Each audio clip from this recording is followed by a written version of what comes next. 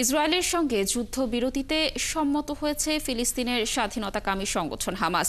এর মাধ্যমে শেষ হতে যাচ্ছে দীর্ঘ 15 মাসের রক্তক্ষয়ী যুদ্ধ। বুধবার সংবাদ মাধ্যম আল জাজিরার এক প্রতিবেদনে এ তথ্য জানানো হয়েছে।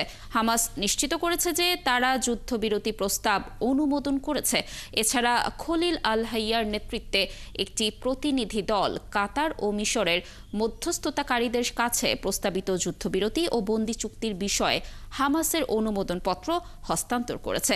এর আগে মার্কিন সংবাদ মাধ্যম সিএনএন জানিয়েছে, যুদ্ধবিরতির চুক্তিতে দুই পক্ষ রাজি হলে এটি অনুমোদনের জন্য ইসরায়েলের মন্ত্রিসভায় যাবে। সেখানে ভোটাভুটি হবে, আর এই ভোটাভুটিতে অংশ নিতে ইসরায়েলের পররাষ্ট্রমন্ত্রী গিডিয়ন স্যার ইউরোপ সফর সংক্ষিপ্ত করে ইসরায়েলে চলে আসবেন। সংবাদ মাধ্যমটি আরও বলেছে, বৃহস্পতিবার ইসরায়েলের মন্ত্রিসভায় এ নিয়ে ভোটাভুটি হতে পারে, যা সহজেই অনুমোদন পাবে বলে ধারণা করা হচ্ছে।